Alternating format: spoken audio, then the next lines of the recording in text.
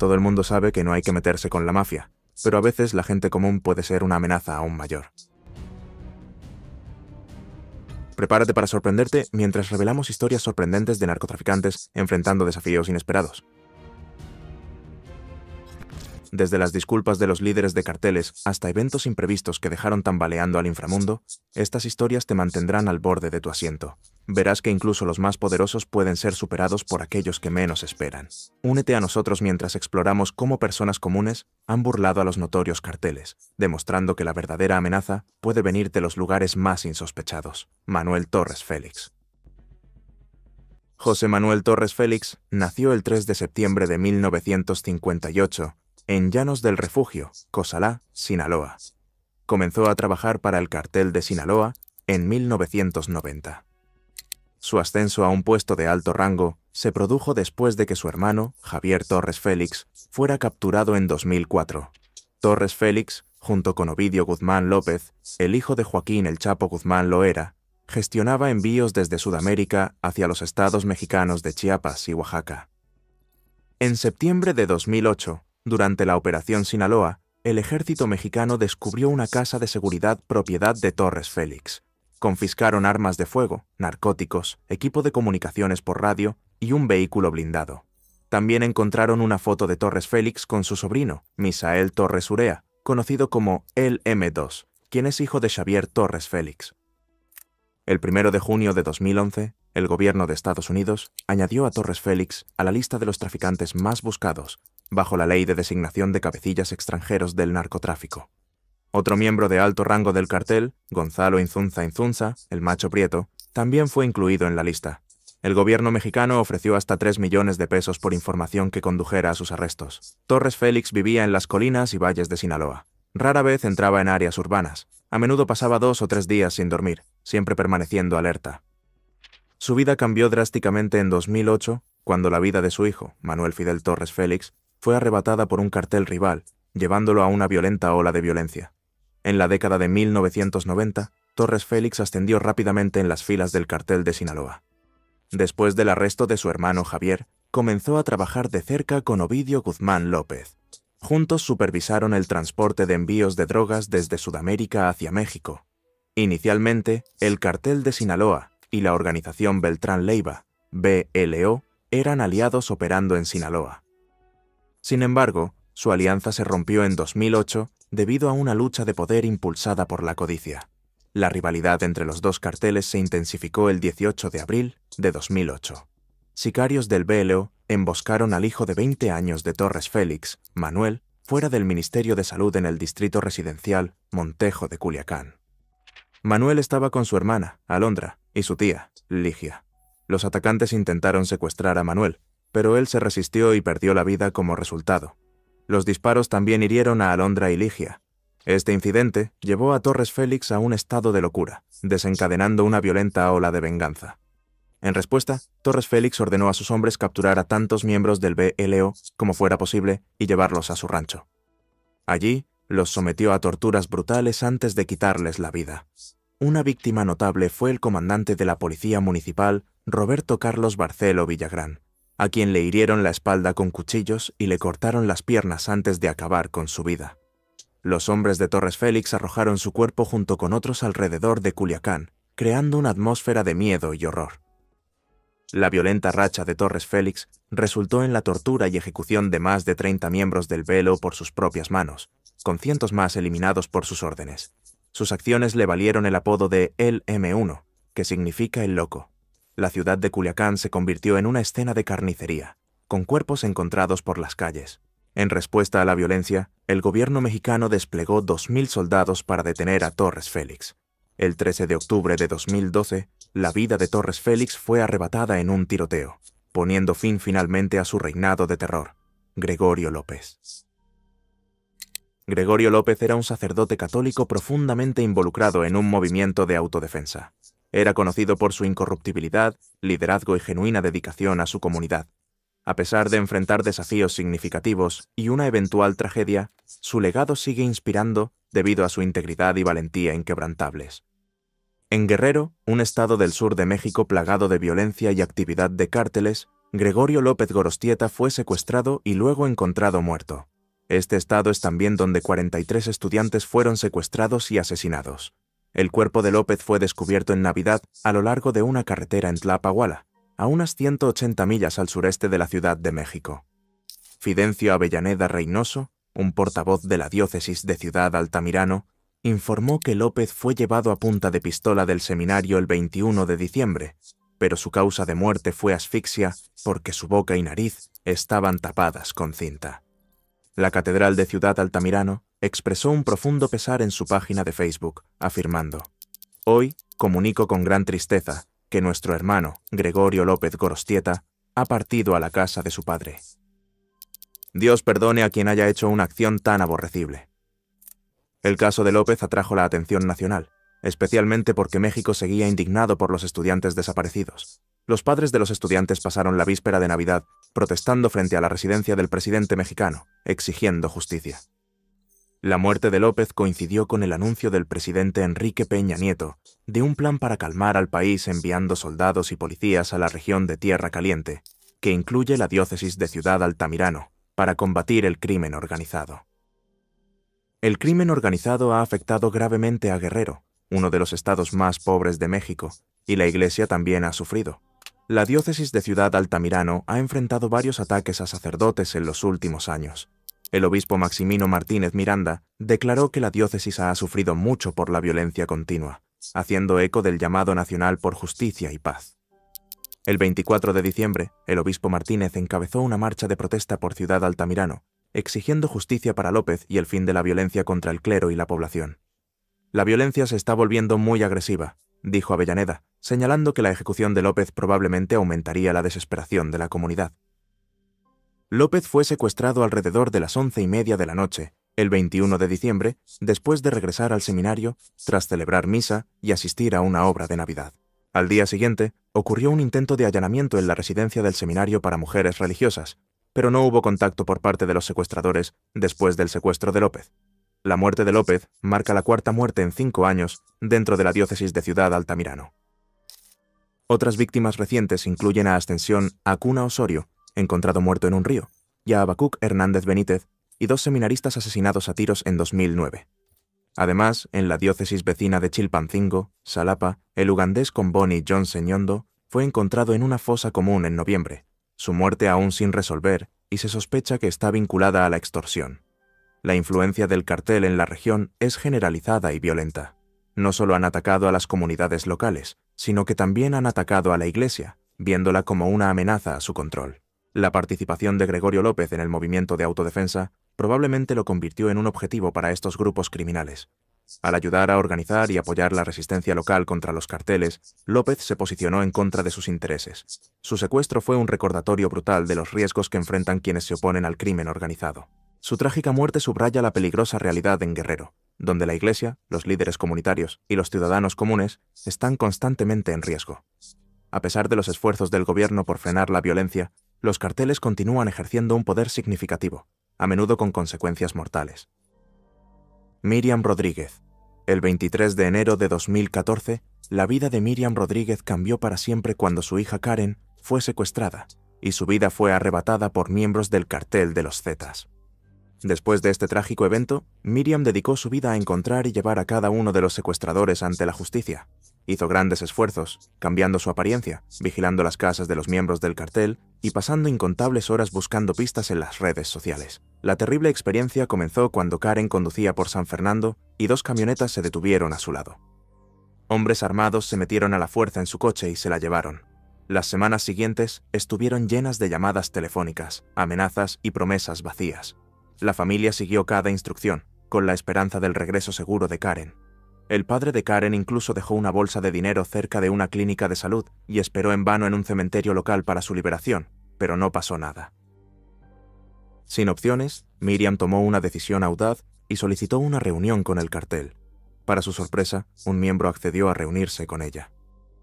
Aunque él afirmó que no sabía el paradero de Karen, se ofreció a ayudar por una tarifa de $2,000, lo cual no llevó a nada. Sin embargo, Miriam supo el nombre del miembro del cartel con el que se había reunido, Sama. Cada intento fallido de rescatar a su hija profundizaba la desesperación de Miriam. Finalmente, semanas después, confió en su otra hija, Alia, admitiendo que creía que Karen estaba muerta. Decidida a buscar justicia, Miriam juró encontrar a los responsables del secuestro de Karen y prometió cazarlos uno por uno. Comenzó a juntar pistas sobre los secuestradores. Encontró la cuenta de Facebook de Sama e identificó a uno de sus conocidos por su distintivo uniforme de heladería. Miriam esperó afuera de la tienda durante horas hasta que Sama apareció y lo siguió hasta su casa. Pero tener su ubicación no era suficiente. Miriam necesitaba más información. Se cortó el cabello, lo tiñó de rojo y usó un uniforme del gobierno de su trabajo anterior. Luego fingió realizar una encuesta vecinal para obtener detalles sobre Sama. A pesar de sus esfuerzos, las autoridades locales, estatales y federales inicialmente se negaron a ayudarla. Miriam finalmente encontró a un policía federal dispuesto a asistir. Sama fue arrestado y, bajo presión, dio a la policía nombres de otros miembros del cartel. Estos miembros proporcionaron más información sobre el secuestro de Karen, e incluso uno llevó a la policía al rancho donde había sido asesinada. En el rancho, Miriam encontró pruebas cruciales: la bufanda de Karen, un cojín de su camioneta e incluso uno de sus huesos del fémur.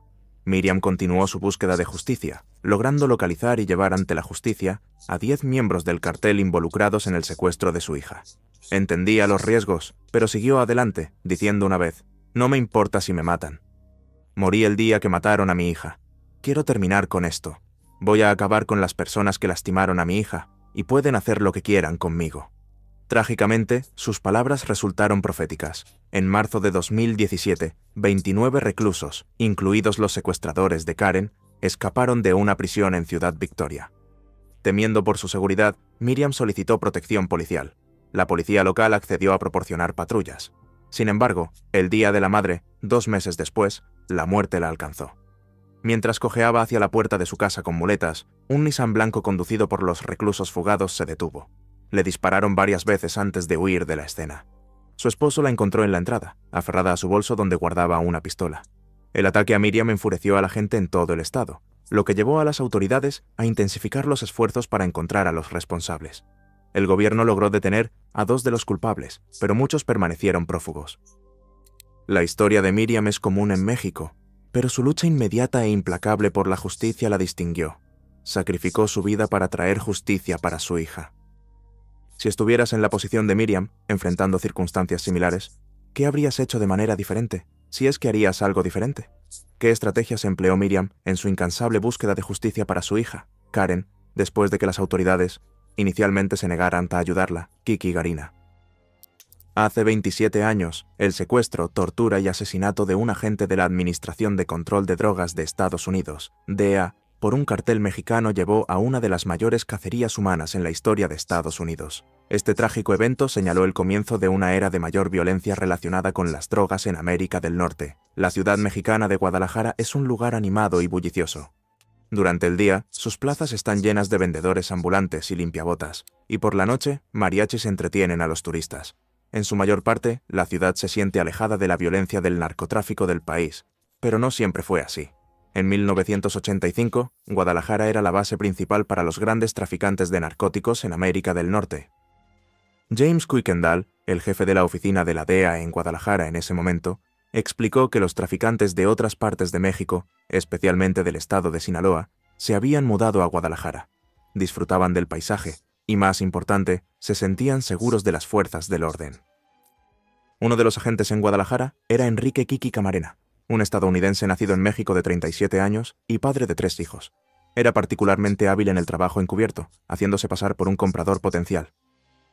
Kuykendall señaló que Camarena estaba más motivado y era más efectivo que sus colegas en este papel. Sin embargo, este trabajo eventualmente llevó a la muerte de Camarena. El 7 de febrero de 1985, mientras se dirigía a encontrarse con su esposa para almorzar, Camarena fue secuestrado fuera de la oficina de la DEA en Guadalajara. Solo le quedaba un mes en su puesto en México antes de trasladarse a San Diego. Su desaparición provocó preocupación inmediata entre sus colegas, quienes supieron que algo andaba mal cuando no se reportó. Se llevó a cabo una búsqueda masiva tanto para Camarena como para Alfredo Zavala Avelar, un piloto mexicano que trabajaba con la DEA y que también desapareció ese día. La administración de Reagan presionó al gobierno mexicano para encontrar a los hombres, y la Agencia de Aduanas de los Estados Unidos casi cerró la frontera con México. Esto causó una tensión diplomática significativa y atrajo a las principales agencias de noticias de Estados Unidos a Guadalajara. Trágicamente, 30 días después, los cuerpos de Camarena y Zavala fueron encontrados en el estado mexicano de Michoacán. Habían sido torturados y abandonados al lado de la carretera. Luego, el enfoque se centró en encontrar a sus asesinos. La DEA lanzó su mayor investigación de homicidio hasta la fecha, llamada Operación Leyenda. 3 hombres fueron identificados como los autores intelectuales detrás del secuestro y asesinato: Ernesto Don Neto Fonseca, Miguel Ángel Félix Gallardo y Rafael Caro Quintero, los líderes del cártel de Guadalajara. Fonseca y Quintero fueron arrestados en 1985, con Quintero siendo capturado en Costa Rica después de huir de México. Gallardo evadió la captura hasta 1989. Aunque los 3 fueron finalmente capturados, Kuykendall sintió que Estados Unidos había tardado demasiado. Él creía que hubiera sido mejor juzgar a Quintero en los Estados Unidos para descubrir quién en el gobierno mexicano lo había protegido. La causa de la muerte de Camarena marcó un punto de inflexión significativo en la lucha contra el tráfico en México. Condujo a la desintegración del cartel de Guadalajara en grupos más pequeños, incluido el poderoso cartel de Sinaloa liderado por Joaquín El Chapo Guzmán. Este evento también mostró un nuevo nivel de audacia por parte de los carteles al secuestrar a un agente de la DEA a plena luz del día. Kuykendall cree que la violencia actual en México indica que no se aprendieron las lecciones de mediados de la década de 1980 sobre romper los lazos entre el Estado y los carteles. Lamenta la transformación de México en un lugar donde la gente tiene miedo de salir de sus casas o viajar entre ciudades, muy lejos del hermoso país que una vez fue. Concluye que la muerte de Camarena no tuvo el impacto duradero que debería haber tenido. Ahora es momento de la elección del suscriptor de hoy. En una fatídica noche de marzo de 2020, un ex policía mexicano convertido en asociado del cártel de Sinaloa se encontró en una encrucijada en Tijuana. Poco sabía que esa noche desencadenaría una serie de eventos que finalmente llevarían a su caída. Con el reloj marcando las 10 de la noche, salió de su habitación de hotel y cruzó la frontera hacia el sur de California, con la mente puesta en la tarea que tenía por delante.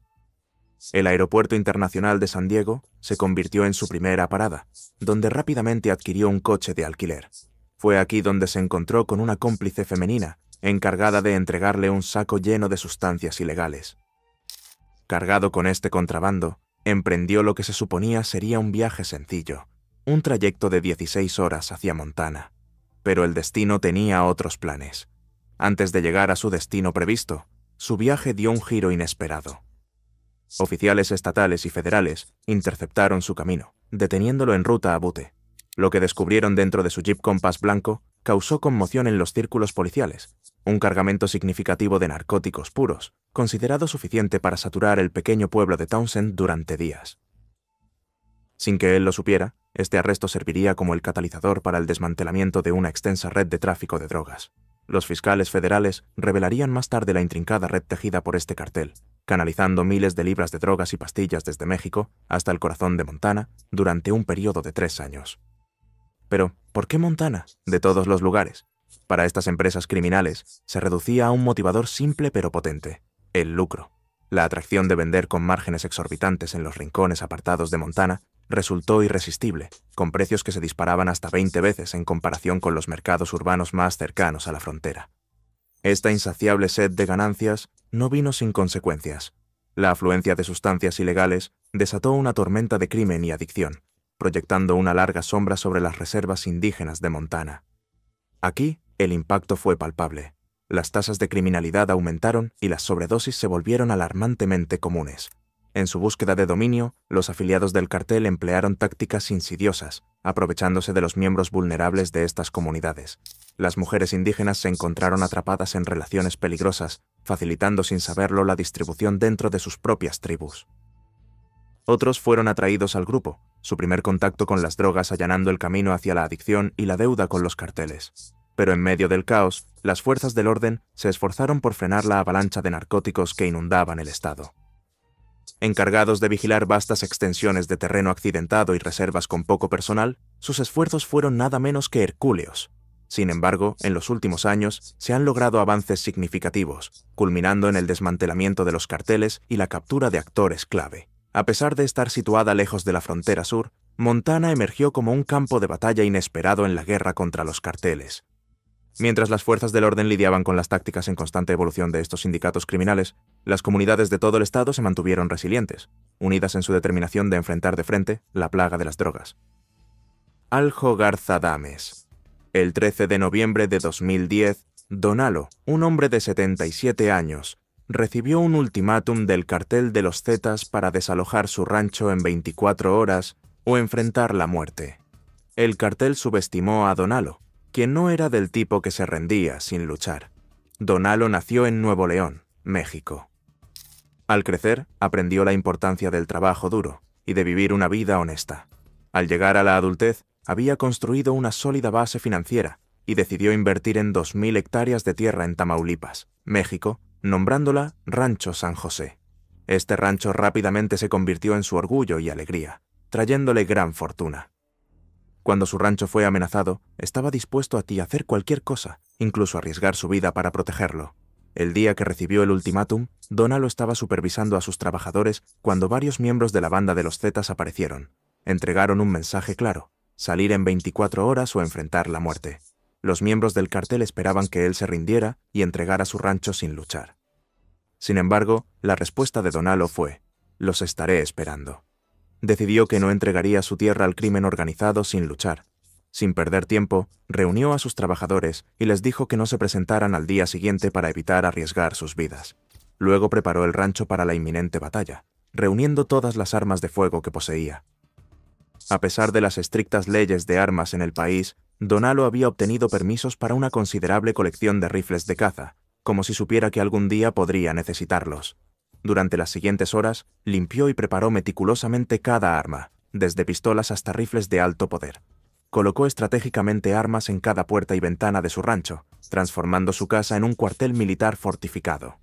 Fiel a su palabra, Donalo esperó pacientemente la llegada del cartel. Temprano el 14 de noviembre, poco después de las 4 de la mañana, un convoy de camiones llegó al rancho. Hombres fuertemente armados salieron de sus vehículos y rodearon el rancho, claramente con la intención de intimidar a cualquiera dentro. Como advertencia final, dispararon al aire, probablemente esperando que no hubiera nadie en casa y que la operación se llevara a cabo sin derramar una sola gota de sangre. Sin embargo, lo que se suponía que iba a ser una toma fácil, se convirtió en una batalla de varias horas. Tan pronto como llegaron, les llovieron balas desde las ventanas, tomándolos por sorpresa. Rápidamente se cubrieron y devolvieron el fuego, creyendo que habían caído en una emboscada. Pensaron que Donalo había reunido a muchos hombres dentro para defender el rancho. ¿Cómo podrían haber sabido que Donalo corría de ventana en ventana, disparándoles? Hizo parecer que había muchas personas en la casa, dificultando a los atacantes predecir de dónde vendría la siguiente bala. El cartel incluso lanzó granadas dentro de la casa, pero los disparos seguían viniendo desde adentro. Más de sus hombres seguían cayendo. Al darse cuenta de que estaban perdiendo demasiados hombres, los miembros del cartel decidieron retirarse, dejando atrás a 6 de los suyos. El tiroteo había alertado a las autoridades, y poco después de que el cartel huyera, llegaron los marinos mexicanos. Los marinos fueron recibidos por una escena horripilante. La propiedad estaba cubierta con más de 1000 casquillos de bala, y el aire estaba cargado con el olor a pólvora. Afuera de la casa, descubrieron 4 cuerpos sin vida, mientras que 2 más estaban inconscientes. Dentro, encontraron el cuerpo sin vida de Donalo, quien había derribado él solo a 6 pistoleros. Donalo luchó con la misma dignidad, valentía y honor que el mejor soldado. Se convirtió en un héroe cultural, elogiado por mantenerse firme contra aquellos que, de no ser detenidos, traerían caos y destrucción. Hipólito Mora. Una tranquila mañana en La Ruana, un pequeño pueblo en Michoacán, México, fue interrumpida por 3 camionetas blancas que aceleraban por la carretera. Los lugareños, sin saber quién conducía, conocían el objetivo: Hipólito Mora, el fundador del primer grupo de autodefensa contra los cárteles en México. Guadalupe, el hermano de Hipólito, vio las camionetas dirigirse hacia el rancho de Hipólito y lo llamó. «Oye, hermano, un convoy de hombres armados acaba de entrar al pueblo». «Lo sé», respondió Hipólito, quien regresaba a su rancho en su SUV blindada. «Por favor, cuídate», dijo Guadalupe antes de colgar. Minutos después, los disparos resonaron por todo el pueblo. La SUV de Hipólito fue emboscada en un camino de tierra. Los atacantes usaron balas de calibre 50, disparando más de 100 rondas. Algunas impactaron el tanque de gasolina, incendiando el vehículo. Hipólito fue obligado a salir por las llamas y le dispararon. Uno de los atacantes luego prendió fuego a su cuerpo. Murió en el lugar. Para muchos en Michoacán, la brutal muerte de Hipólito el 29 de junio marcó el fin de un movimiento civil que comenzó en La Ruana hace una década. Para unos pocos, fue una nueva razón para volver a tomar las armas. En 2013, después de años de sufrir bajo el cartel de los Caballeros Templarios, los agricultores locales liderados por Hipólito se levantaron en armas. Crearon el primer movimiento de autodefensa de México para recuperar su tierra de la opresión del cartel. En menos de 10 meses, cientos de civiles armados expulsaron a los Caballeros Templarios de su territorio.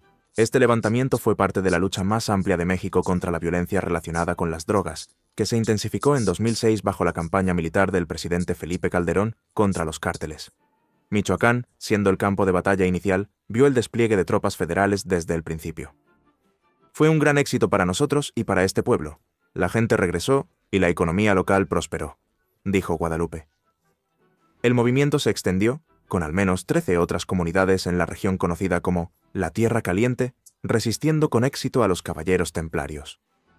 El movimiento incluso se extendió a otros estados mexicanos, pero para 2017 el gobierno cooptó a los civiles armados, transformándolos en la Guardia Civil y requiriéndoles registrar sus armas y miembros. Este cambio debilitó el movimiento, permitiendo que los cárteles lo infiltraran. Esos guardias comunitarios acogieron a muchos miembros del cártel, llamándolos los perdonados.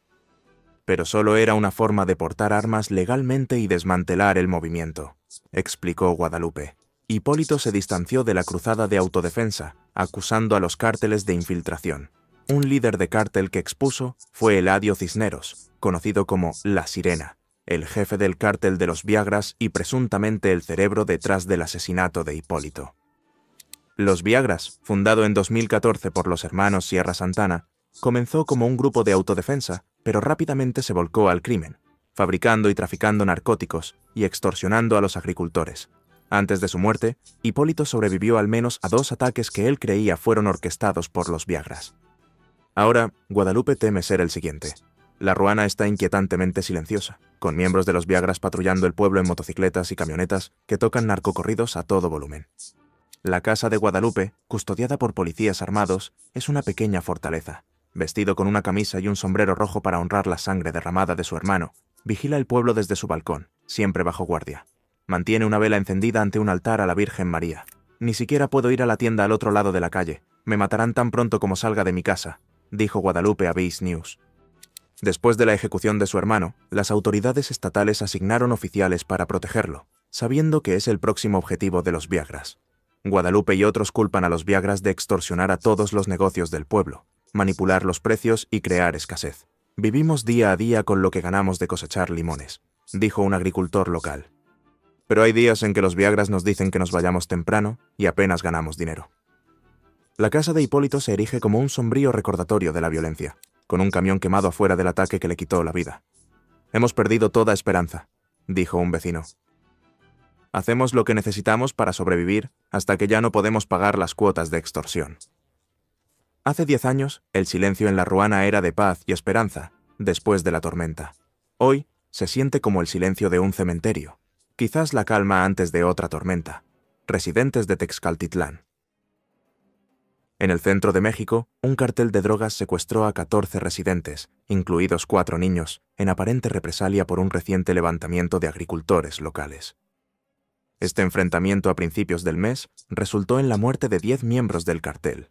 Los agricultores en Texcaltitlán y una aldea cercana estaban frustrados con las demandas de extorsión del cartel. Armados con armas simples como hoces y rifles de caza, confrontaron a la banda el 8 de diciembre. La violencia que siguió involucró disparos, y los agricultores mataron a varios miembros del cartel. Desafortunadamente, 4 aldeanos también perdieron la vida en el conflicto. Los fiscales informaron que el cartel secuestró a 14 personas después de este incidente. Entre los secuestrados había 4 niños, de entre 18 meses y 14 años, 3 policías capturados en un retén del cartel y un aldeano herido llevado de un hospital poco después del enfrentamiento. Existe cierta especulación sobre un significado simbólico detrás del hecho de que 14 pistoleros perdieron la vida y 14 personas fueron secuestradas, pero esto sigue sin confirmarse. José Luis Cervantes, el fiscal jefe del Estado de México, declaró que no se había recibido ninguna demanda de rescate. Inicialmente, los funcionarios estatales habían afirmado que nadie fue secuestrado, describiéndolos como desaparecidos en su lugar. Sin embargo, los residentes locales informaron que el cartel de la familia michoacana estaba exigiendo la entrega de los líderes del levantamiento a cambio de la liberación de los individuos secuestrados. Cervantes aseguró que ninguno de los aldeanos enfrentaría cargos por el enfrentamiento del 8 de diciembre, clasificando sus acciones como legítima defensa, ya que estaban protegiendo sus propiedades. El cartel de la familia michoacana, que ha dominado la región durante mucho tiempo, había exigido previamente que los agricultores locales pagaran cuotas de extorsión por acre de tierra. El enfrentamiento tuvo lugar en Texcaltitlán, aproximadamente a 80 millas al suroeste de la Ciudad de México.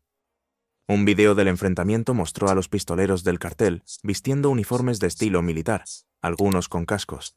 Los aldeanos respondieron incendiando los cuerpos y vehículos de los atacantes. En México, los cárteles de la droga son notorios por extorsionar dinero tanto de negocios legales como ilegales. A menudo recurren a la violencia, como atacar o incendiar granjas y tiendas que se niegan a cumplir. El cártel de la familia michoacana es particularmente despiadado, conocido por emboscar a la policía y cometer masacres a gran escala. En 2022, fueron responsables de matar a 20 habitantes del pueblo en Totolapán, Guerrero, incluyendo al alcalde del pueblo y a su padre. La situación en Texcaltitlán refleja la lucha continua entre las comunidades locales y los poderosos cárteles de la droga en México. A pesar de la resistencia desesperada y valiente de los aldeanos, la amenaza del cartel sigue siendo grave, con vidas aún en juego. Miembros del cartel del Golfo atacan a turistas inocentes. 4 estadounidenses fueron secuestrados cuando cruzaron la frontera hacia el norte de México para un procedimiento médico. Trágicamente, 2 de ellos perdieron la vida en el incidente. El cártel del Golfo emitió una disculpa después de que el secuestro armado resultara en la muerte de 2 ciudadanos estadounidenses. En una carta obtenida por Associated Press, el cartel expresó su condena por la violencia y afirmó que habían entregado a las personas involucradas en el incidente. Según un alto funcionario de la ley citado por NBC News, las autoridades estadounidenses consideraron que la carta era auténtica. El extracto traducido de la carta dice: el cártel del Golfo Grupo Escorpiones condena enérgicamente los eventos del viernes, 3 de marzo de 2023, en los cuales, desafortunadamente, una madre trabajadora inocente murió y 4 ciudadanos estadounidenses fueron secuestrados, de los cuales 2 murieron. Por esta razón, se decidió entregar a los involucrados y directamente responsables de los hechos quienes, en todo momento, actuaron bajo su propia determinación y en disciplina, y en contra de las reglas bajo las cuales el CDG siempre ha operado. El incidente ocurrió cuando los estadounidenses ingresaron a Matamoros, México, situado justo al sur de Brownsville, Texas, para un procedimiento médico. Imágenes de video capturaron a un hombre armado obligando a personas a subir a una camioneta blanca, según reveló una fuente de las fuerzas del orden familiarizada con el asunto. El gobernador del estado de Tamaulipas, Américo Villarreal, comunicó en una conferencia de prensa que una mujer, identificada por su familia como Latavia Washington McGee, y un hombre llamado Eric Williams, lograron sobrevivir al secuestro.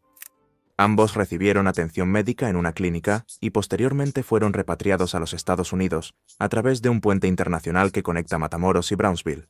La madre de McGee confirmó la comunicación con su hija, mientras que la esposa de Williams informó su regreso a los Estados Unidos, a pesar de haber recibido un disparo en la pierna. Dalandria Brown de Florence, Carolina del Sur, lamentó la pérdida de su hermano menor, Tyndall, entre las víctimas. Otro miembro del grupo fue identificado por Aleya McLeod como Shahid Woodard. Los restos de Woodard y Brown fueron entregados a las autoridades estadounidenses en Brownsville, según informó la AP.